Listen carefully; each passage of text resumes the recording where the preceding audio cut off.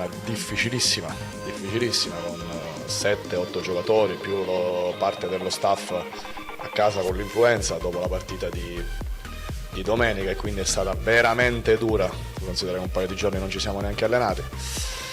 Però pensavamo comunque sia di almeno creargli qualche problema in più. Forse i primi 20-25 minuti ce la siamo giocati alla pari, il rigore ha sbloccato tutto e poi per loro si è messa in discesa. Ovviamente i nostri non sono alibi, perché poi alla fine quando scendi in campo devi comunque dare il massimo. Sapevamo che era difficile, ma siamo qua e ci mettiamo sempre la faccia.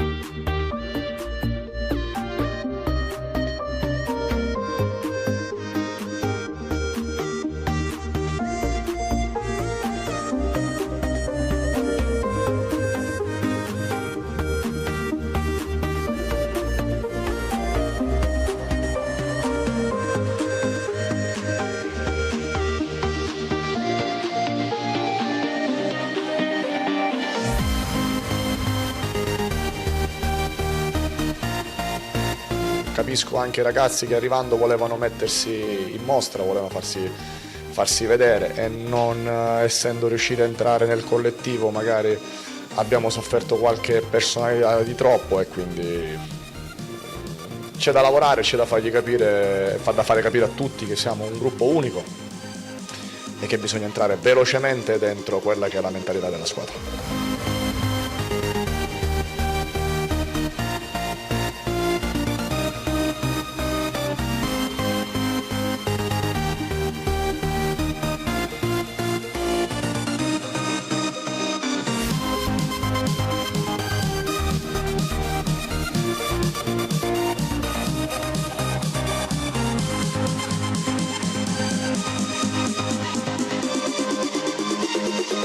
No, arrabbiato no, siamo qua, come ha detto il mister, ci mettiamo la faccia, io, il mister, il direttore sportivo e tutta l'altra società, quindi dobbiamo stare tranquilli, sereni, il campionato ancora è lungo e quindi i risultati verranno. Sicuramente il direttore sportivo Bianca ha lavorato bene, naturalmente come abbiamo detto non abbiamo potuto sfruttarlo al massimo perché sono arrivati, come ha detto il mister, un giorno e poi sono influenzati, quindi piano piano, insomma, la prossima settimana ci rifaremo.